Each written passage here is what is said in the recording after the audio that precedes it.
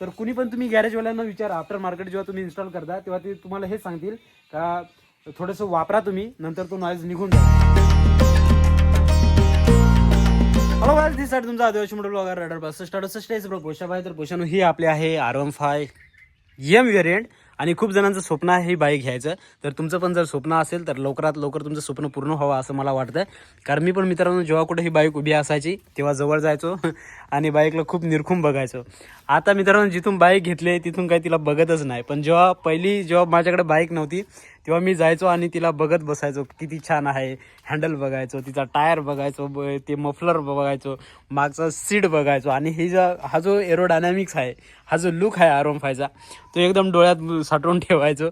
पुढचं हेडलाईट वगैरे एकदम सुपर डुपर मित्रांनो अशी ही R15.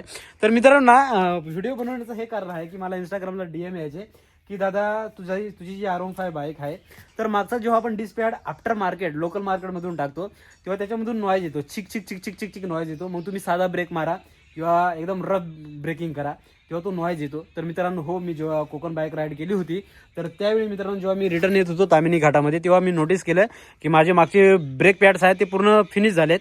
नंतर मी गॅरेजमध्ये गेलो आणि आफ्टर मार्केट लोकल 150-200 रुपयाचे ब्रेक पॅड्स टाकले होते. तर ते ब्रेक पॅड्स काय होतात, ह्या डिस्कला घासले जातात आणि घासून घासून ही डिस्क ना एकदम ब्लॅक होते. तर जेव्हा आपण कंपनीचे ब्रेक पॅड्स वगैरे यूज करतो ना तेव्हा बघू शकता तुम्ही, आता हे फ्रंटचे जे ब्रेक पॅड्स आहेत हे कंपनीचे आहेत आणि ही डिस्क बघा एकदम चिकन दिसू राहिली, बघू शकता तुम्ही. परंतु जेव्हा तुम्ही आफ्टर मार्केट जेव्हा ब्रेक इन्स्टॉल करता ना तेव्हा ही जी डिस्क राहील मित्रांनो तर त्याच्यावरती पूर्ण ब्लॅक येईल. आता तुम्ही बघू शकता, हे बघा ब्लॅक आहे का. तर हे आता घासून घासून क्लीन झाले मित्रांनो. पण तो नॉईज येण्याचं महत्त्वाचं कारण म्हणजे ही डिस्क घासत नाही, तर हा ब्रेक घासून त्या ब्रेकला जे लावलेलं असतं ना ते ह्या डिस्कवरती येतं आणि डिस्कवरती आल्यानंतर तो नॉईज क्रिएट होतो. तर जोपर्यंत ही डिस्क चांगली घासली जाणार नाही, म्हणजे ते ब्रेकचं जे आहे याच्यावरती जे येते ब्लॅक ते जेव्हा पूर्ण घासलं जाईल तेव्हा तुमचा नॉईज कमी होईल. मग ते आता तुमच्या ब्रेकिंगवरती आहे, तुम्ही ब्रेकिंग कशी अप्लाय करता. एखादा जर हार्ड ब्रेकिंग करत असेल तर ते लवकरच घासलं जाऊन म्हणजे तो ब्रेक त्या डिस्क सोबत एकदम अलाइन होऊन जाईल.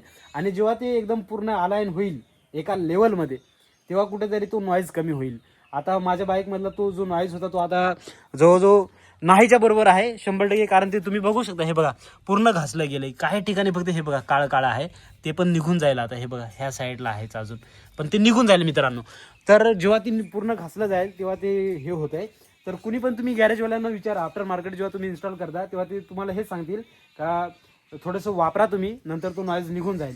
तर मित्रांनो मी तुम्हाला सजेस्ट करेन की जेव्हा पण तुम्ही ब्रेक पॅड्स वगैरे टाकणार 2 पैसे जातील, परंतु जा शोरूमला जा आणि तेच ब्रेक वगैरे टाका. किंवा ओरिजिनल पण आफ्टर मार्केट ओरिजिनल पण मिळतात, 700-800 रुपयाला ओरिजिनल मिळून जातात. तर तेच इन्स्टॉल करा मित्रांनो.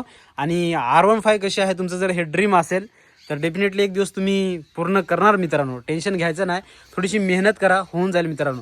आणि इथपर्यंत जर व्हिडिओ बघितला असेल तर एक लाईक करा, शेअर करा, सबस्क्राईब करा.